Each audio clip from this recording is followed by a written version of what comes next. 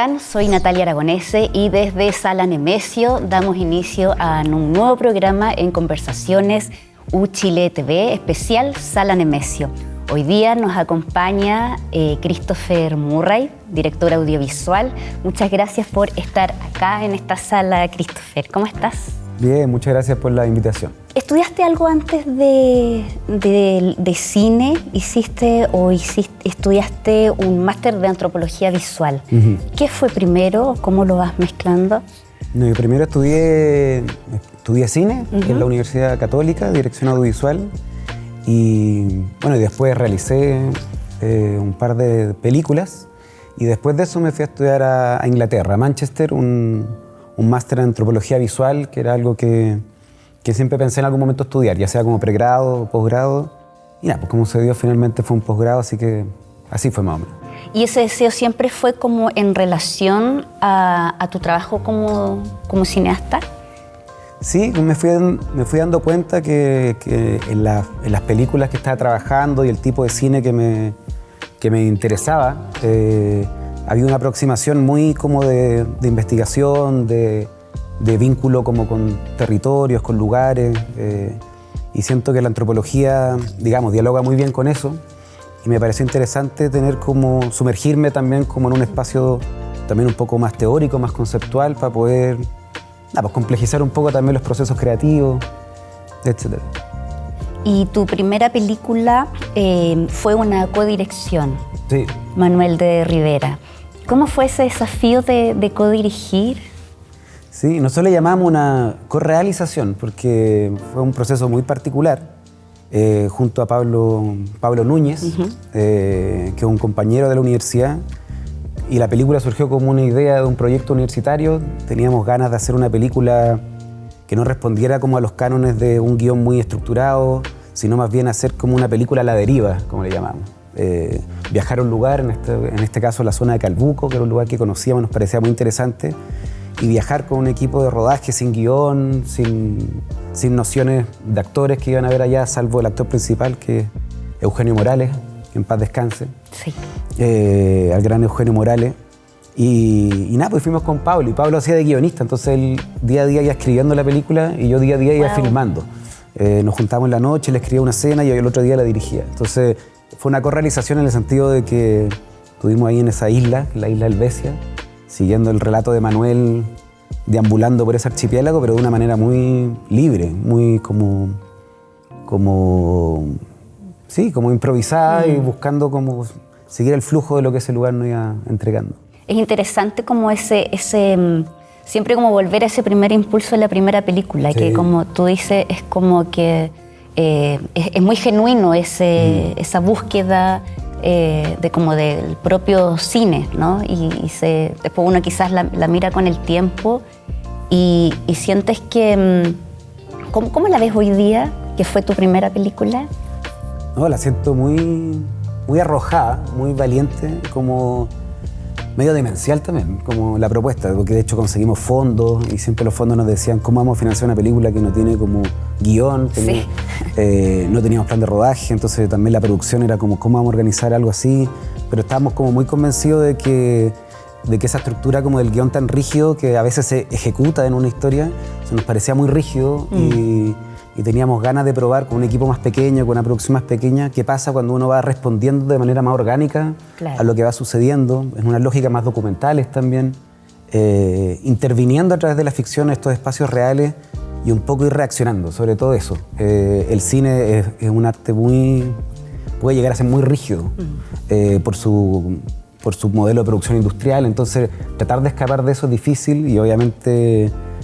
pero fue una experiencia muy alucinante. Nos fuimos 21 días, alojamos todos juntos en esa isla, el equipo iba respondiendo, filmando, nadie sabía mucho lo que estábamos haciendo, nosotros tampoco, pero íbamos reaccionando y todo, así que yo la atesoro mucho y creo que claro, fue muy aventurado.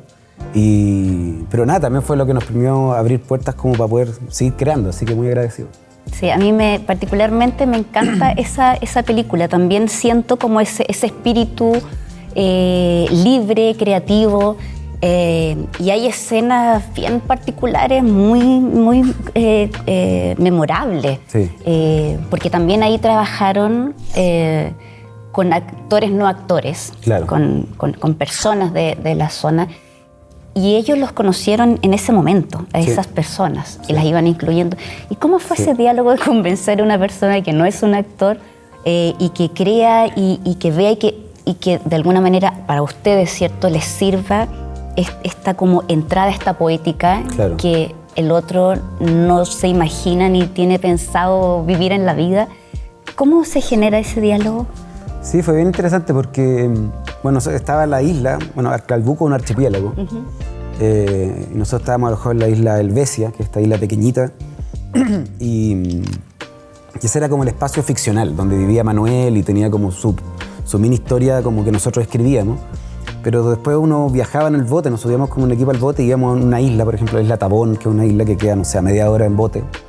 Y cruzábamos ese bote y de cierta manera ese mar era como un espacio, como un umbral, porque sabíamos que íbamos con nuestro personaje creado, el personaje de Manuel encarnado por Eugenio, pero íbamos a insertarnos en este caso como en una comunidad que porque recibía a Manuel como un personaje totalmente foráneo, forastero, y nos acercábamos y les comentábamos que estábamos haciendo una película y que estaba este personaje, y simplemente teníamos ganas de grabar conversaciones del personaje con gente ahí. Y era interesante porque rápidamente la gente no le importaba mucho si el personaje era ficcional, real, como que en esa insularidad también había un ánimo como querer conectarse nomás como con Manuel, y rápidamente las escenas como que se desbordaban, así como que más que tratar de armar una puesta en escena era simplemente tratar de seguir esos diálogos que muchas veces pues había que reaccionar, irse, pero por lo general siempre había una actitud muy de apertura, de conversar, había algo como sobre reflexionar sobre la insularidad rural, que fue uno de los grandes desafíos políticos de la zona de Calbuco por el nivel de aislamiento que hay, en lugares donde el Estado no llega mucho.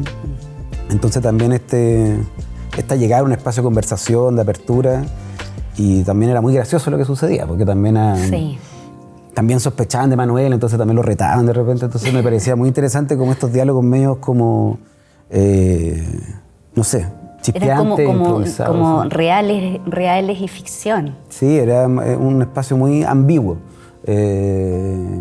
pero nada, era entretenido. Las escenas del bar son notables. Sí, pues también esas escenas del bar que uno ve que está sucediendo y ve como todas las capas, ¿no? Como una mezcla entre documental y ficción también tiene un poco ese espíritu la película. Sí, pues, ¿no? Y de hecho nosotros íbamos al bar y le decíamos siempre muy transparentemente, le decíamos a la gente, no, él es un actor, pero estamos haciendo una película un poco como grabando a este actor, actuando con gente, dice, tenemos que actuar, no, sean ustedes mismos nomás. Y nada, pues y estábamos 3 horas con él dando vuelta ahí. Eugenio tenía como una suerte de audífono acá, entonces yo igual como que a veces le daba instrucciones. Ah, perfecto, iba ahí haciendo una dirección. Claro, como algunos diálogos, porque genial. Igual era como algo ahí mismo, pero de repente nada, pues igual para él era súper desafiante también estar lidiando como con todo esto, entonces uno que está un poco más atrás también de repente le da ciertas pistas. Entonces eran 4 horas que uno filmaba y no, era muy apasionante. Desafío también actoral para un actor que en el fondo, claro, se arroja a una escena y no tiene un guión más que la reacción, el diálogo real con estos seres. Y aparte que igual era un personaje poco... No queríamos que fuera ese personaje como paternalista, como que escucha como desde una lógica más... No sé, como esos programas televisivos que van como al lugar y se fascinan y preguntan de una manera muy... Queríamos que igual fuera un personaje que venía con una obsesión, que era como crear esta suerte como de comunidad en su isla, y se generaba ahí una resistencia contra él porque también era un tipo que venía de Santiago. Había algo que se generaba porque Calbuco también era un lugar donde se habían tratado de generar muchos como proyectos de inversión en términos como de la industria pesquera, etcétera, salmonera, entonces, y mucho de eso como falsas promesas, ¿eh? Entonces también la idea de este forastero que llega generaba ciertas fricciones, y eso es interesante porque es como un diálogo más simétrico y no tan como paternalista solamente, sino también como con esas tensiones que son propias del diálogo. Encarnaba un conflicto real del lugar también. Totalmente, pues, un conflicto muy de Calbuco, al menos en ese momento, sí, pues de una zona del sur, yo creo que donde se había como invertido de una manera muy poco pensada, con muchas consecuencias en términos de lo que estaba generando en el ecosistema de la industria, y una suerte como de lugar relegado de lo que es el otro sur, ¿no es cierto? Ese sur como de la zona, no sé, de Chiloé, más turístico, Calbuco no tenía tanto eso, entonces también había una carga ahí súper interesante y la gente de ahí tenía mucho que decir. Sí, bueno, el paisaje también es como un personaje más también dentro de la película, como que genera esa sensación que tú hablas del espacio, la película también lo transmite. Sí, oye, yo te quiero preguntar una escena que la encuentro muy particular, genial, me encantó que la dejaran tan bien, no sé, es una pregunta. Hay una escena donde uno de estos personajes sirve un vaso de jugo y me da la sensación que era chicha, no sé, juguito, dice él, y la ofrece como al equipo. Sí. Yo lo encontré notable y que hayan dejado también esa escena, te pregunto, también es como una parte, es como una suerte de este diálogo con lo documental, ¿no? Sí, pues eso fue un momento hermoso. Sí, pues él se llama Froilán y sí, pues nos encontramos con él y ese es un ejemplo, yo encuentro que esa realidad desbordaba el intento de ficción, porque claro, uno iba con una lógica como de un plano más o menos bien armado, con los personajes ahí, dándole ciertas directrices como traten de no mirar la cámara, traten de hablar entre ellos, pero nada, pues fluía el diálogo y lo que empezó a generar era un vínculo entre ellos y el personaje, pero también con el resto de las personas que estaban ahí. Entonces cuando uno opera así, claro, bueno, empieza a servir chicha al personaje, pero rápidamente en un gesto como amable también se empieza a acercar al camarógrafo. No, notable. Entonces como que se desarma también esa puesta en escena como más controlada. Sí. Y ese como desborde del control que muchas veces la ficción tiene sobre la realidad, creo que también fue algo bonito y nos pareció importante que ese desborde estuviera presente en la película. Sí, encuentro que es una escena muy particular dentro como de las películas en la cinematografía. ¿Y después qué vino primero, propaganda o el Cristo Ciego en relación a la producción? No, claro, después vino propaganda, vino como el proyecto documental de Mafi, que lo creamos también como con un grupo de gente que también fueron compañeros míos y después fue creciendo. Y claro, después vino propaganda y como un año después fue el Cristo Ciego. ¿Y cómo es que se logran, lo encuentro admirable, poder organizarse y crear Mafi? Bueno, fue justo después de Manuel de Rivera, quizás veníamos como con la sensación de un proyecto que había sido muy intenso, que pese a que había sido como muy espontáneo, también tenía todo el peso de un largometraje y de responder como a tratar de encontrar como en esta deriva la estructura del largometraje.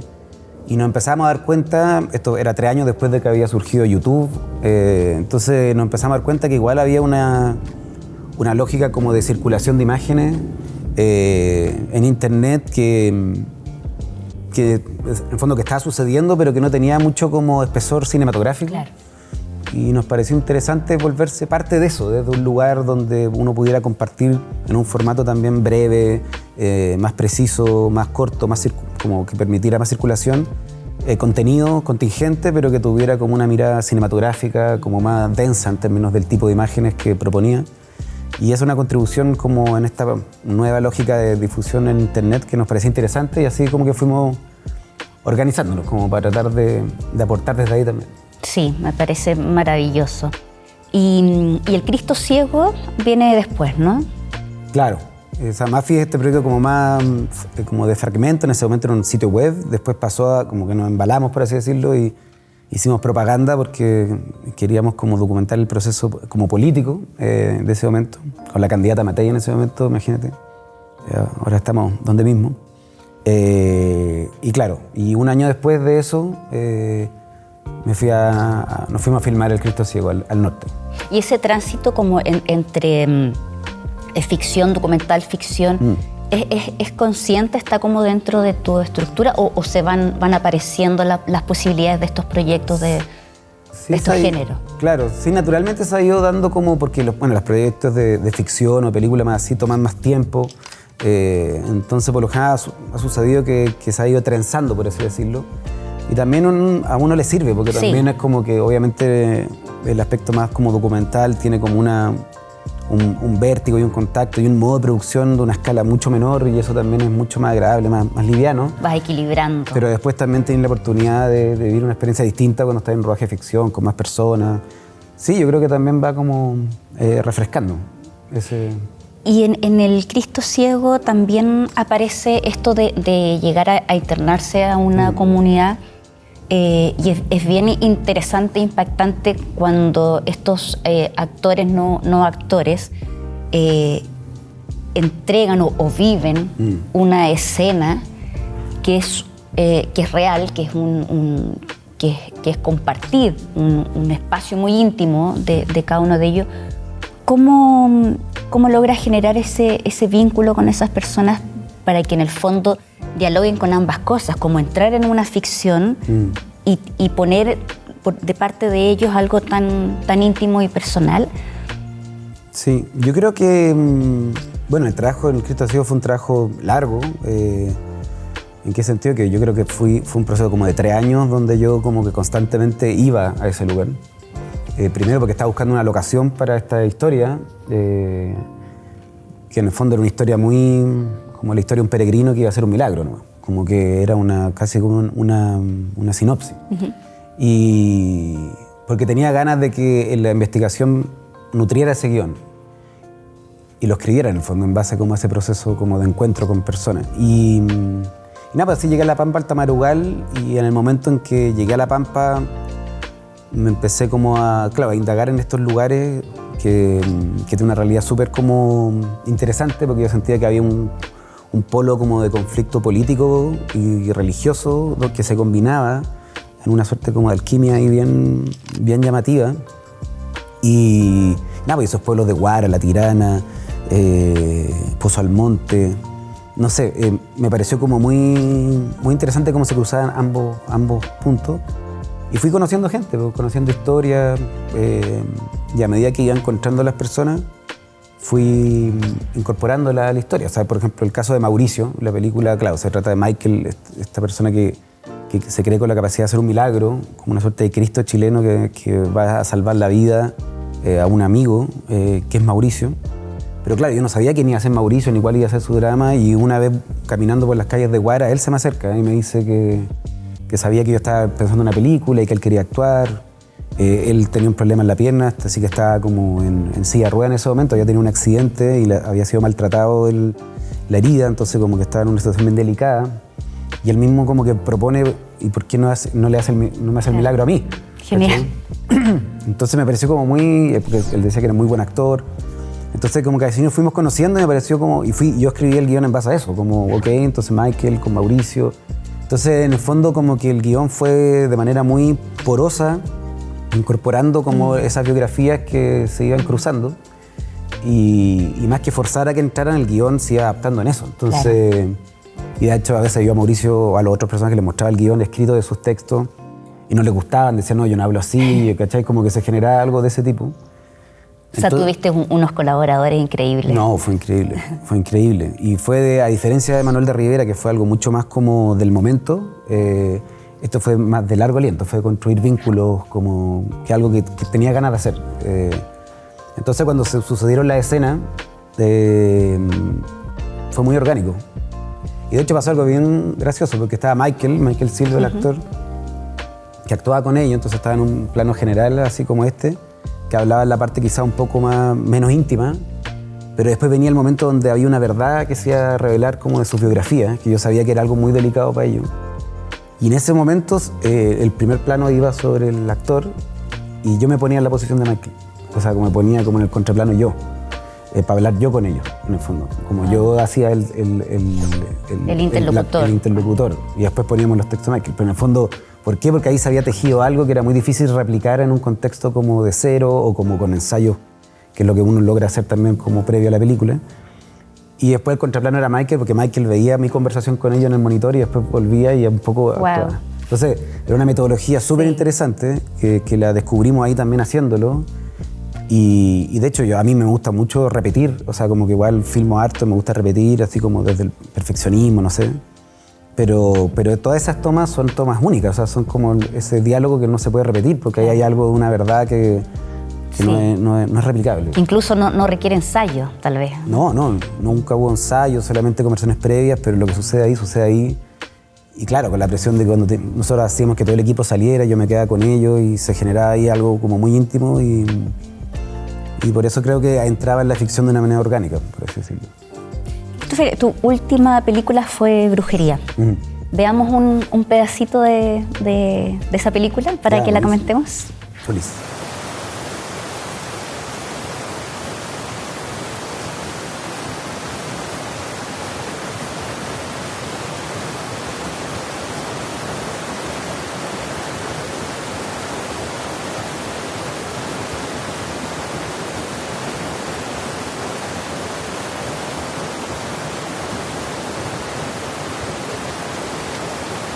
Lafken nilipan, wajud kelai, berkut kelai rome. Raful yetiko,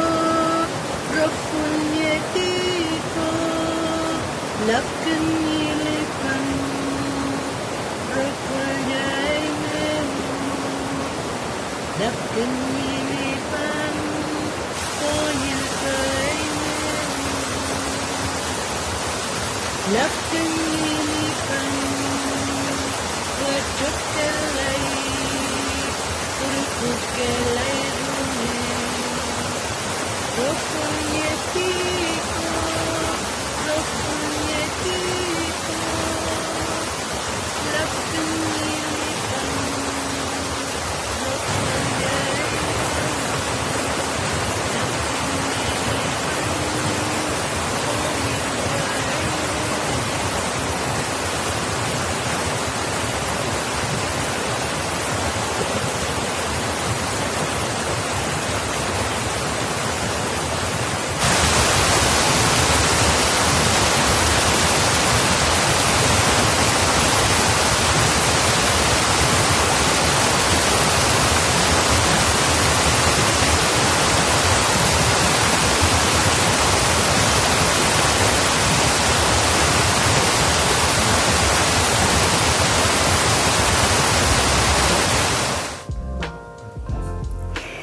Brujería. ¿Qué diferencia tiene esta producción con todas las otras anteriores? ¿Hay algo que haya sido distinto, particular para ti? Sí, o sea, bueno, igual tal como el Cristo Ciego, también yo creo que tiene algo bien distinto a Manuel de Rivera, sobre todo como en términos de su proceso y sobre todo, como te decía, estancia en el lugar y todo. Claro, el proceso de brujería también partió como una investigación muy como, sí, yo creo decir bien etnográfica, por así decirlo. De hecho, el proyecto era parte como de mi tesis del posgrado que estaba haciendo en antropología. Entonces llegué a una zona ahí en Quicaví, que es el lugar, digamos, donde se cuenta el relato como de la brujería chilota, digamos, donde están las familias que fueron llevadas a juicio en este juicio del Estado moderno contra la Recta Provincia, esta organización de brujería a final del siglo XIX. Entonces fue un trabajo como de investigación histórica, pero también de vínculo también con esa comunidad. Pero claro, a través de un tópico que es muy complejo, porque es como lo que es la brujería, y particularmente en Chiloé, que es como una suerte de misterio, sí. Es algo súper... como tratar de encontrar lo que uno ya sabe que no va a encontrar. Exacto, como una búsqueda. Es un intangible, sí. Es un intangible, pero que está muy presente. Entonces fue un trabajo como muy profundo también de tratar de entender qué significaba la brujería en ese lugar, cuál es la práctica de la brujería, claro, en ese espacio.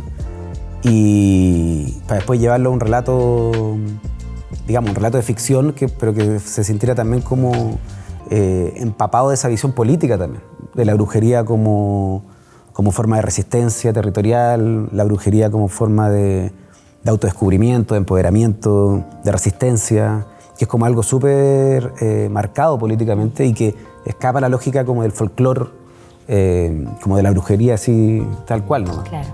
Entonces, nada, fue un proceso como muy así y algo como muy interesante también fuimos incorporando a ciertos como personas como Nediel, Millalón, no sé, pues personas que en el fondo son parte también como del territorio de Chilote. Y en este caso, a diferencia de la otra, claro, la protagonista, porque siempre era como un actor que se vinculaba como con espacios reales, acá como que la protagonista como no actor o no actriz, por así decirlo, es Valentina, porque es la protagonista, porque era una película que quisiera tratar mucho más sobre su propio viaje de transformación, más que como necesariamente la pura apertura como al otro. Entonces, nada, pues así descubrimos a Valentina, que tenía una historia de vida que de cierta manera también se relacionaba con la historia de Rosa, pese a que sucedía más de 100 años después. Pero claro, eso fue como un elemento quizás como diferenciador, interesante, como trabajar con una actriz como en su rol protagónico, apoyado, digamos, con un elenco que también la fue como ayudando también de grandes actores y actrices. Y nada, yo creo que bueno, y el desafío también, claro, pues es una película de época, Sí. con una puesta en escena como, en ese sentido, menos como documental, sino que también como de recrear esos espacios y sobre todo de recrear o capturar también lo que sí era como, que es muy propio de la isla, que es atmósfera y ese intangible que es la brujería, que yo creo que es muy difícil de poder como capturar, entonces a través de la cámara tratar y de la historia de Que hacer. a través del cine y todos sus artilugios es Exacto. posible. Christopher, y Sala Nemesio te tiene este regalo que es una maravilla, que es una membresía por 1 año para que vengas a ver todas las películas que quieras, Buenísimo. sala abierta para ti. Y Muchas también gracias. esperando todas las siguientes películas que están ahí por realizarse, también para que las traigas a este espacio. Muchas gracias por la invitación y a la sala también por el trabajo que hacen de difundir, digamos, el cine chileno. Muy necesario. Muchas gracias. Gracias a U Chile TV y gracias a la Sala Nemesio y a Market Chile. Nos vemos.